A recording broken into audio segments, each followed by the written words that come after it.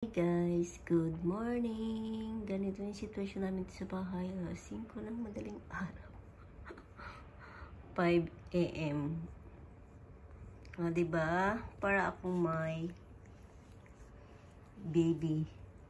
Sa bagay, baby naman si Matuni. Baby forever. Aso. I know. Dila pa more. Napansin mo kung Matuni? Lagi may muta yung right side mo na mata.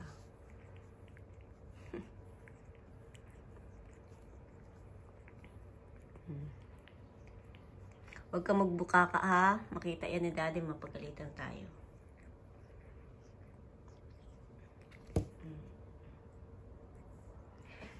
Tago muna natin.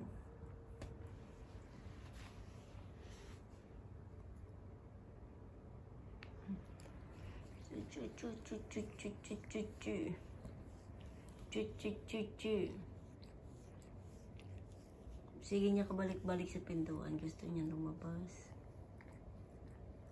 Huwag natin pakita yung private.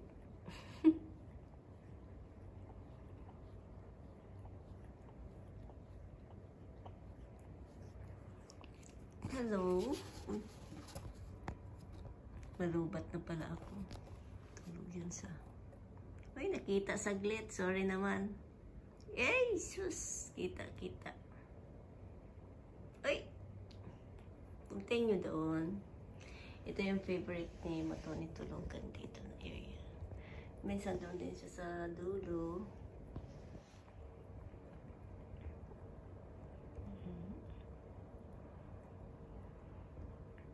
Alam niyo guys, minsan inuurasan ko to si Matuni. Kung ilang minuto siya magkakaganyan. Minsan abot siya ng mahigit 6.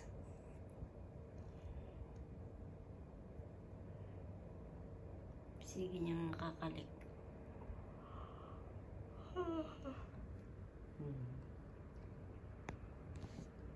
Katapos niya lang mag-poop. Kahapon binantayan ko talaga siya kasi di ba inanahan siya kapon. Neuter. May plus kasi guys yung cellphone na lagyan ko ng plus kaya siya ganyan nagsiga ang mata. Pansin ko kay Matuni kahapon di siya nag-poop. Kahapon lang. Kasi bago ko siya dinala nung sa clinic, nag-poop siya sa umaga. Sa umaga siya nagpo-poop. Ganun yung routine niya. Madalang na yung gabi or hapon. Mostly umaga. So, buti dry. Kasi kahapon di siya nag-poop. Akala ko nahirapan siya. Wala man. Kasi kung nahirapan siguro, mewing siya ng mewing, di ba? Pero hindi. Wala, sige. Continue talaga yan, guys. Parang nakakapagod ng pinagkagawin mo tuloy. May pakagat-kagat pa yun sa mga gilid-gilid. See? Sa mga gilid-gilid ng kuko niya. Hindi naman mahaba ang kuko niyan guys kasi ginupitan niyan siya doon sa clinic. Habang siya ay lutang pa. Ginupitan at saka nilinisan yung tingin niya kasi yung linis ko hanggang diyan lang banda sa may labas. Dahil hindi ko nilinisan hanggang doon sa pinakatuktok sa loob. Kasi natakot ako baka may masundot pa ako. Ma-infection. Grabe siya.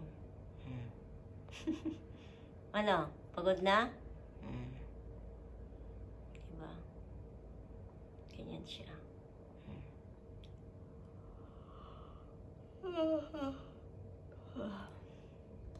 Babalik din ako sa tulog.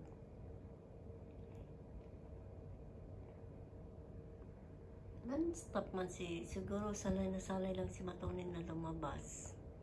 Kaya parang na-adapt niya. Hindi man siya, gusto niya pa rin lagi lumabas. Kaso sobrang init. Nangitim ako ng bongga sa kakalabas namin ni Matuni na non-stop. Dahil pag nangyawa siya, nilalabas ko siya kasi nga ang ingay. Para mapagod ba siya, nilalabas ko na lang. Kasi sobrang init, sunog na sunog yung mukha ko. Pati dark spot ko talaga bungga. Uy, titingnan niya siguro yung ilaw. Tulog na to eh. Ano? Good night, baby.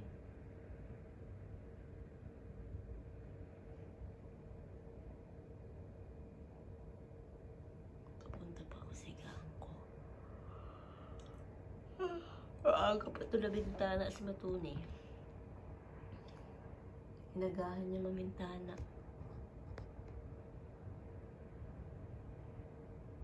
Tingin ko si Matoni, lalaki pa to. Kasi napansin ko mula nung kinapon siya mula kahapon pagdating niya, grabe siya kumain. Non-stop. Pero i-adjust ko yung pagkain niya guys, kasi yung nabili ko na pang 1 linggo, baka pag ginayaan ko si Matoni, baka mag 3 days lang to sa kanya. Minix ko na siya. Mayroon na akong dry food na nilagay sa isang lagayan. Kaso napansin ko parang tikim-tikim lang siya. Doon siya nakapokus sa wet food. So, bye-bye for now guys. Dahil baka pa masyado. Matulog pa kami. Matulog pa ako. Nagising kasi matulog. Nakikinig lang siya. Kasi nga, maano yung ilaw, liwanag masyado. So matulog ako. Sana matulog din si Matoni ng bangga. Dalang beses ako nagising ngayon eh. Let's say Matoni pag nagigising siya, pumunta sa akin. Nagmamiyawing kakain pala.